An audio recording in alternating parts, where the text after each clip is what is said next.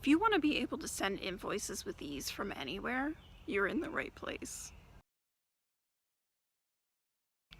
So, I'm in the woods today here in Guelph, and I'm going to prove to you that you can invoice from anywhere using an iPhone.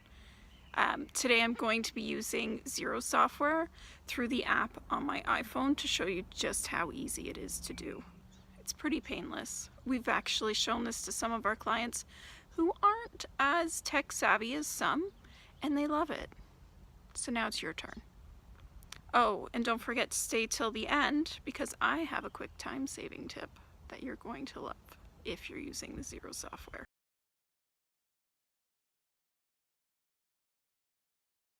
There's a few different Xero apps that you can get. The one we're using today is the one with the actual logo, and it just says Xero. So I'll click on that.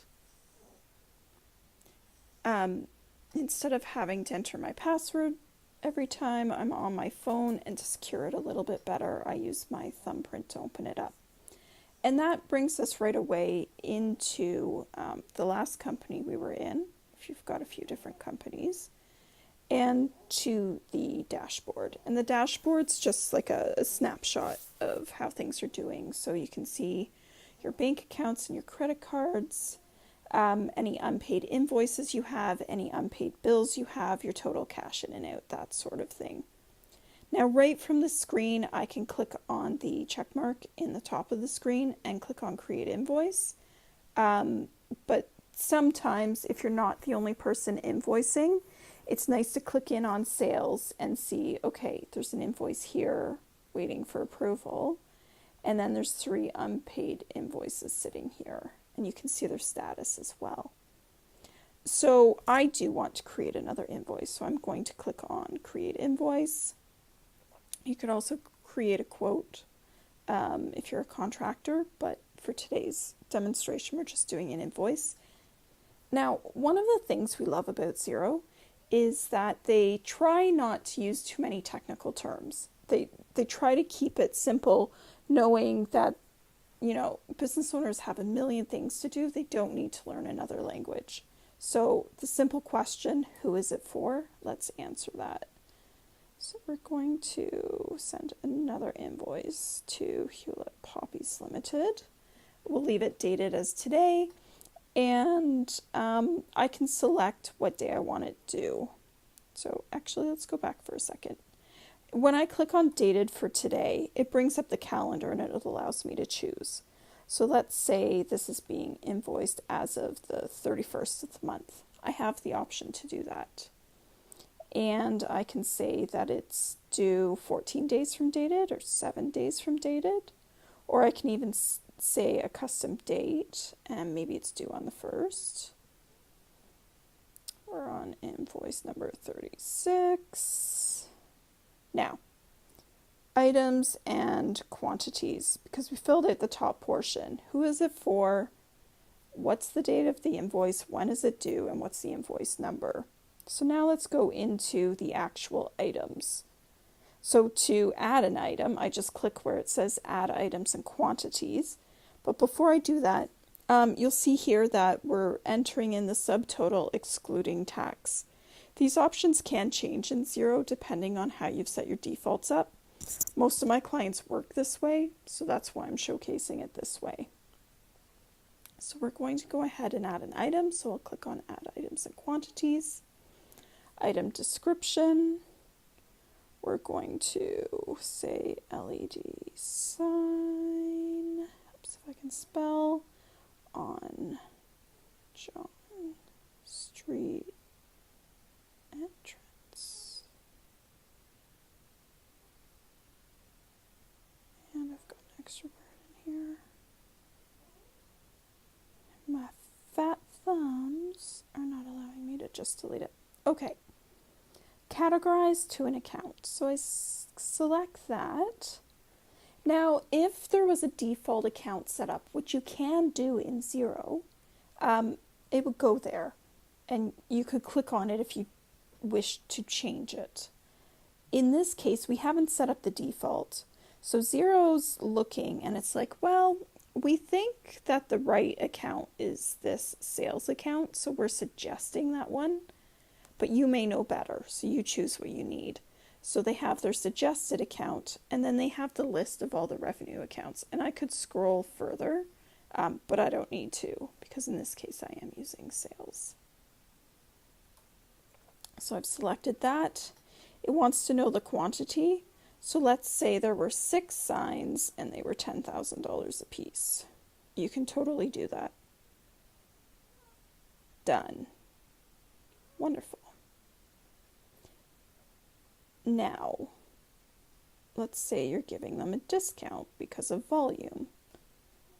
This seems a little high, but we'll do it anyway. So I just type in the percentage amount of the discount I'm giving, click on the check mark, and it's done that. Now you don't really see it reflected on the screen, but when you click on back to the invoice, it's showing me $48,000, 6 at $10,000, less the 20% discount. So I've got my subtotal of $48,000 plus my taxes. Now I do have the option of a couple things here. Optional details, if I click on that in the bottom left-hand corner, it brings up add a reference, and I can say, okay, this was purchase order 256788. You can add alphanumeric in here, no problem. I also have the option on the bottom right corner here. If I wanted to, I could attach a file, so I click attach files. Now, if you've already got it uploaded in your Xero files, you can select it from there.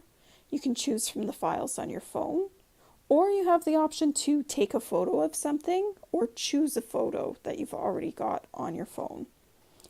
In my case, I don't have anything to add, but it's nice to know that, in the signage example, if you needed a copy of the signed off quote to back up what you were invoicing for, you could totally do that extremely easily just by selecting one of these. Now let's click back in. Let's say, oops, we made a mistake. We didn't quote 10,000 per sign. We quoted 12,000 per sign. I just have to click on it and it's done. My discount stays. The other thing you should know is that we can see the sales tax that's been selected here next to the $12,000. If I wasn't shipping this to Ontario, let's say I was sending it to Alberta and I wanted to charge Alberta sales tax on it, I just click on where it says the sales tax and then I can select the correct one. And when I go back, it's automatically adjusted the taxation, which is perfect. So now our invoice is ready to send. Well, the first thing you're going to want to do is save it.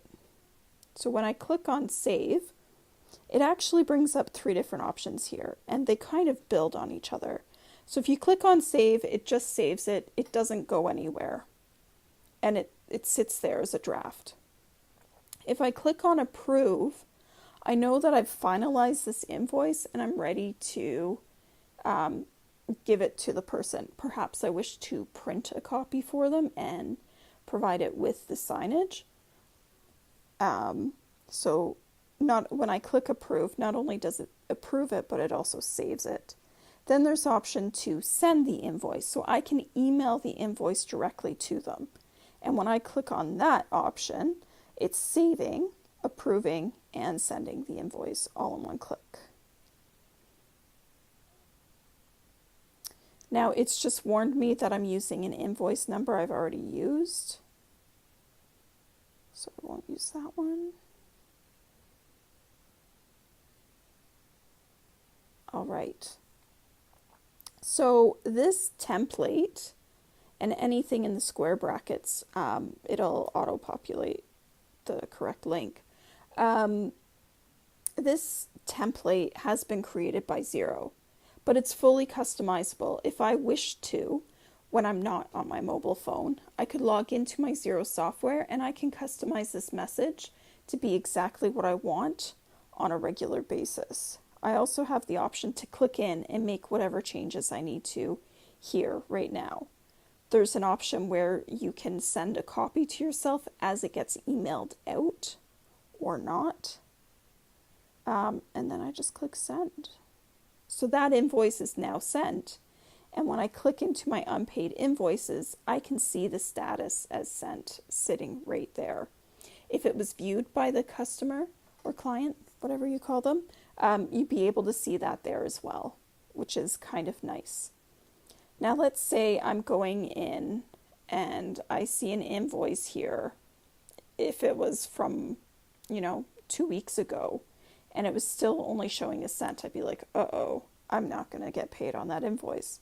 I can actually go directly into my contacts. And this is that time-saving tip I wanted to show you. And I can either scroll or select the letter on the side.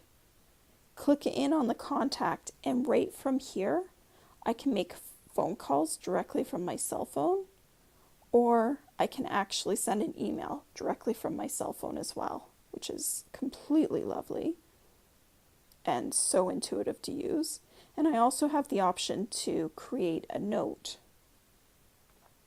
And I can see different history of things that have happened with this client.